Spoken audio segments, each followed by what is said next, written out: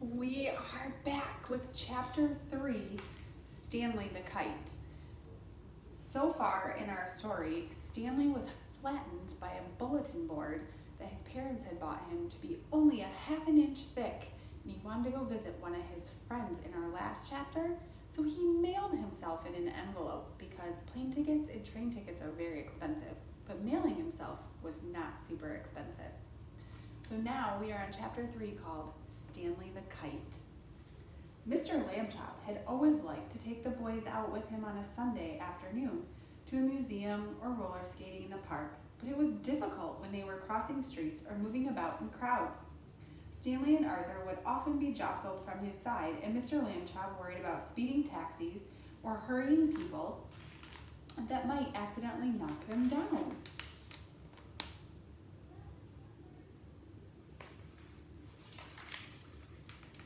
It was easier after Stanley got flat. Mr. Lambchop discovered that he could roll Stanley up without hurting him at all.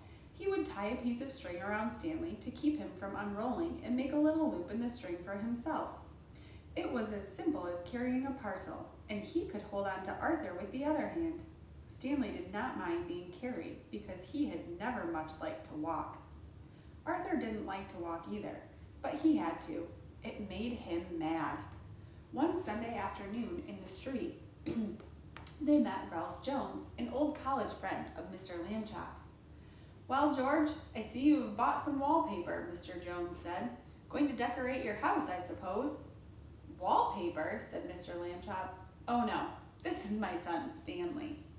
He undid the string and Stanley unrolled. "How do you do?" Stanley said. "Nice to meet you, young feller," the man said. "George," he said to Mr. Lambchop, "that boy is flat." "Smart too," Mr. Lambchop said. "Stanley is third from the top in his class at school." "Phooey," said Arthur. "This is my younger son, Arthur," Mr. Lambchop said. There's Stanley all rolled up.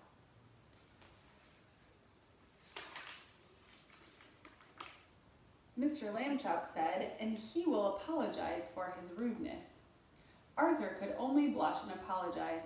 Mr. Lambchop rolled Stanley up again, and they set out for home. It rained quite hard while they were on the way. Stanley, of course, hardly got wet at all, just around the edges, but Arthur got soaked. If you were Arthur, how would you feel? Stanley gets carried, Stanley gets all the attention. It would be hard to watch everyone else get all that attention. Late that night, Mr. and Mrs. Lambchop heard a noise out in the living room. They found Arthur lying on the floor near the bookcase. He had piled a great many volumes of Encyclopedia Britannica on top of himself. "Put some more on me," Arthur said when he saw them. "Don't just stand there. Help me." What do you think he's trying to do? Putting all of those books on him. Mr. and Mrs. Lambchop sent him back to bed. The next morning, they spoke to Stanley. "Arthur can't help being jealous," they said. "Be nice to him. You're his big brother, after all." The next Sunday, Stanley and Arthur went to the park by themselves. The day was sunny but windy too. Many older boys were flying beautiful, enormous kites with long tails made in all the colors of the rainbow. Uh-oh, what do you think is going to happen? The title of the chapter is Stanley the Kite, and now they're watching older boys at the park. Arthur sighed. "Someday," he said, "I will have a big kite, and I will win a kite flying contest and be famous like everyone else. Nobody knows who I am these days." Stanley remembered what his parents had said. He went to a boy whose kite was broken and borrowed a large spool of string. "You can fly me, Arthur," he said. "Come on." He attached the string to himself and gave Arthur the spool to hold. He ran lightly across the grass, sideways to get up to speed, and then he turned to meet the breeze. Up, up, up, up went Stanley, being a kite. He knew just how to manage on the gusts of wind. He faced full into the wind if he wanted to rise, and he let it take him from behind when he wanted speed. He had only to turn his thin edge to the wind, carefully, a little at a time, so that it did not hold him, and then he would slip gracefully down toward the earth again. Arthur let out all the string, and Stanley soared high above the trees, a beautiful sight in his red shirt and blue trousers against the pale blue sky. Everyone in the park stood still to watch. Stanley swooped right and then left in long matched swoops. He held his arms by his side and zoomed at the ground like a rocket and curved up again toward the sun. He side-slipped and circled and made figure eights and crosses and stars. Nobody has ever flown the way Stanley Lambchop flew that day. Probably no one will ever again.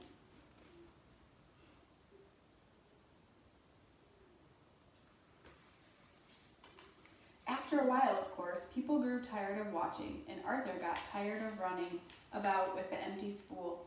Stanley went right on, though, showing off. 3 boys came up to Arthur and invited him to join them for a hot dog and some soda pop. Arthur left the spool wedged in the fork of a tree. He did not notice, while he was eating the hot dog, that the wind was blowing the string and tangling it about in the tree. The string got shorter and shorter, but Stanley did not realize how low he was until leaves brushed his feet. And then it was too late. He got stuck in the branches. 15 minutes passed before Arthur and the other boys heard his cries and climbed up to set him free. Stanley would not speak to his brother that evening, and at bedtime, even though Arthur had apologized, he was still cross. What does it mean to be cross with someone? You think it means upset or angry?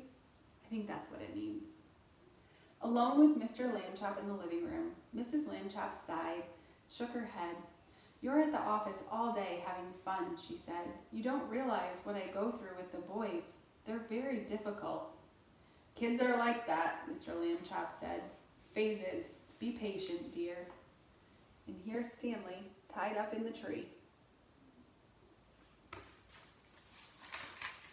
Our next chapter is called The Museum Thieves. I wonder, what do you think is going to happen? Don't forget, tell me in the comments below your prediction for next time. Have a fantastic rest of your day, and we'll see you soon.